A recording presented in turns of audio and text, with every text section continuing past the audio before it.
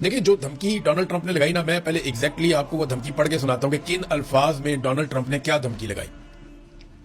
इस धमकी को पूरी दुनिया ने उठाया हुआ है। डोनाल्ड ट्रंप के ऊपर टका के तनकीद हो रही है, इसको एक शैतानी धमकी करार दिया जा रहा है। डोनाल्ड ट्रंप ने कहा कि we are going to hit them extremely hard over the next 2-3 weeks, कि अगले 2-3 हफ्तों में हम उन्हें बहुत शदीद हमलों में मुब्तला करने वाले हैं, या हम उन्हें बहुत बुरी तरह मारने वाले हैं अगले 2-3 हफ्तों में। We are going to bring them back to the stone ages where they belong. हम उन्हें पत्थर के जमाने में वापस धकेलने वाले हैं, जहां से वो ताल्लुक रखते हैं या जिस दौर से उनका ताल्लुक है। इसके अंदर ना दो चीजें हैं इस बयान में। एक तो पत्थर के जमाने में धकेल देने का मतलब यह है कि हर चीज तबाह कर देंगे, कोई तरक्की के नाम पे चीज बाकी नहीं बचेगी, तमाम इंफ्रास्ट्रक्चर को बर्बाद कर देंगे और पत्थर के जमाने में धकेल देंगे। यानी बिजली नहीं है, पीने का साफ पानी नहीं है, और जरूरियात जिंदगी नहीं है, तालीम और शऊर नहीं है, यानी उन्हें पत्थर के जमाने में पीछे धकेल दिया जाएगा। इतना मारेंगे कि हर चीज बर्बाद कर देंगे। जैसे तोरा बोरा में अमेरिका ने बमबारी की थी, कारपेट बमबारी। कारपेट बमबारी का मतलब यह है जैसे कारपेट बिछता है ऐसी बमबारी होती है, हर जगह पे बम गिरते हैं। तो क्या अमेरिकन कौम इतनी बड़ी कॉस्ट उठा सकती है वॉर की? ईरान का बहुत बड़ा रकबा है, बहुत बड़ा मुल्क है। या कहीं कोई एटमी हमला तो प्लान नहीं हो रहा, जैसा कि अक़वाम मुत्तहिदा के अंदर इसकी एक्सरसाइज हो रही थी कि in case of any atomic attack on Iran, अक़वाम मुत्तहिदा को क्या कुछ करना होगा। मोहम्मद सफा ने इसीलिए वहां से रिजाइन भी किया ना। अक़वाम मुत्तहिदा के एक सफीर ने रिजाइन कर दिया, ये कहते हुए कि मैं इसका हिस्सा नहीं बन सकता और दुनिया को इसे रोकना चाहिए। अब एक तो उन्होंने कहा जी कि स्टोन एज में, पत्थर के जमाने में वापस धकेल देंगे ईरान को, और दूसरा डोनाल्ड ट्रंप ने कहा कि जहां से उनका ताल्लुक है। यानी ये ईरानी कौम की तस्दीक है कि ये पत्थर के जमाने के ही लोग हैं। ये एक अमेरिका ने ना वक्त के साथ साथ ये चीज बहुत दफा की है कि वो दुनिया की बाकी कौमों को अपने से कमतर समझते हैं, और इस वजह से अब उनको बहुत सारे मसाइल फेस करने पड़ रहे हैं। ईरान की जो तारीख है वो हजारों साल पुरानी है, अमेरिका की 250 साल की तारीख है। तो ना इससे बहुत फर्क पड़ता है। ईरानियों को अपनी तारीख के ऊपर एक फख्र है और वो हार नहीं मानेंगे इस लड़ाई के अंदर। ये बात अमेरिकन को लड़ाई से पहले सोचनी चाहिए थी। यही पत्थर के जमाने में धकेलने की धमकी जब पाकिस्तान को दी गई थी तो जनरल मुशर्रफ की टांगें कांप गई थी। जब पाकिस्तानी फौज को, जनरल मुशर्रफ को रिचर्ड आर्मिटेज ने 9/11 के बाद पत्थर के जमाने में धकेलने की धमकी दी, तो उस वक्त कमांडो जनरल परवेज मुशर्रफ चारों शाने चित हो गए थे और उन्होंने अमेरिका के लिए हर वो सहूलतकारी की जो अमेरिका को दरकार थी। नेटो रूट खोल दिए, उन्हें मिलिट्री बेसिस दे दी, हवाई अड्डे दे दिए। पाकिस्तान के अंदर जो है होटलों के अंदर अमेरिकी फौजी रहते थे, ब्लैक वाटर्स पाकिस्तान में आ गई। पाकिस्तानी होटलों के पूरे पूरे फ्लोर उन्होंने बुक किए और वहां सिस्टम लगा के वो पूरे खित्ते के अंदर अपनी कार्रवाइयां करते थे।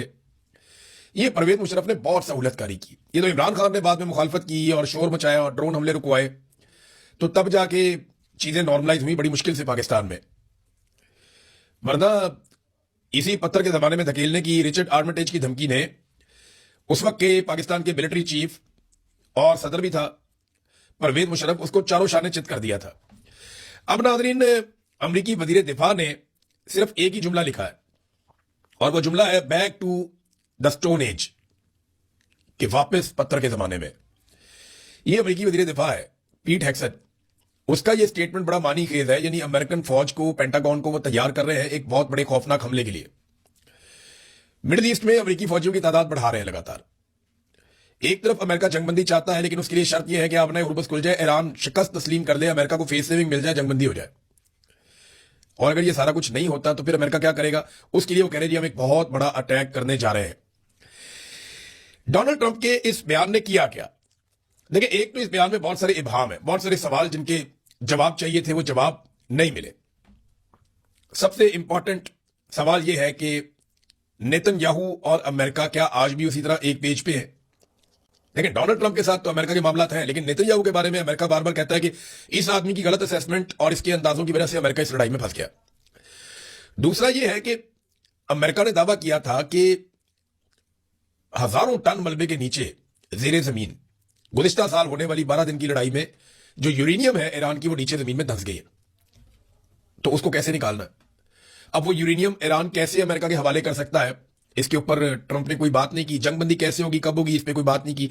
आपने हुर्मुज़ डोनाल्ड ट्रंप कहता है खुल जाएगी, लेकिन कैसे खुलेगी, कौन खुलवाएगा, इसके ऊपर कोई बात नहीं की। और नेटो के हवाले से डोनाल्ड ट्रंप ने धमकियां तो बहुत दी है, लेकिन उसके ऊपर भी कोई बात नहीं की। तो डोनाल्ड ट्रंप का खिताब ओवरऑल कैसा था, इसका इंपैक्ट क्या है, एक तो लोग बहुत बुरा भला कह रहे हैं, लेकिन मार्केट के ऊपर इसके जो असरात पड़े वो मैं आपको बता देता हूं। शायद ट्रंप को और ट्रंप की जो बिजनेस फैमिली है उनको इससे खेलना आ गया कि एक स्टेटमेंट दो तो बिल्कुल मार्केट डाउन हो जाती है, उस वक्त परचेजिंग करो, दूसरा स्टेटमेंट दो तो मार्केट ऊपर आ जाती है, उस वक्त सेलिंग करो। तो बहुत सारा माफिया इसमें पैसा भी बना रहा होगा। डेफिनेटली जंग एक मुनाफा बख्श कारोबार होता है, इसमें बहुत पैसा बनता है। आप जंग का खौफ मुसल्लत कर दें, जमीनें सस्ती हो जाती हैं, मार्केट के अंदर शेयर्स गिर जाते हैं कंपनियों के, उस वक्त आप खरीद लें। जैसे ही आप जंग के बादल छांट देते हैं, आप कहते हैं जंग खत्म हो गई, तो साथ ही मार्केट ऊपर जाती है, उस वक्त आप बेच दें। और ये काम अगर आप बार बार करें तो एक महीने में आप अपनी दौलत को दुगना कर सकते हैं, या शायद उससे भी ज्यादा। तो ये जनाब मार्केट के साथ क्या हुआ ये मैं आपको थोड़ा सा बता देता हूं। पेट्रोलियम मसनूआत की कीमतें जो 2.5-3% नीचे आई थी गुज़िश्ता 1-2 दिनों में, इस उम्मीद के साथ कि शायद अब जंगबंदी होने जा रही है। डोनाल्ड ट्रंप के नरम स्टेटमेंट्स आए थे, वो डोनाल्ड ट्रंप के इस 25 मिनट के खिताब के फौरन बाद 7% मजीद बढ़ गई। लेकिन इंटरेस्टिंगली अभी भी इमरान खान साहब के दौरे हुकूमत में जो महंगाई थी आलमी मंडी में पेट्रोलियम मसनूआत की, वो वहां तक नहीं पहुंची। यानी इमरान खान साहब ने 150 रुपए पर लीटर पेट्रोल बेचा और आलमी मंडी में कीमत आज से ज्यादा थी। मौजूदा हुकूमत 350 रुपए लीटर पेट्रोल और इससे ज्यादा महंगा डीजल बेच रही है और आलमी मंडी में कीमत इमरान खान के दौर से कम है।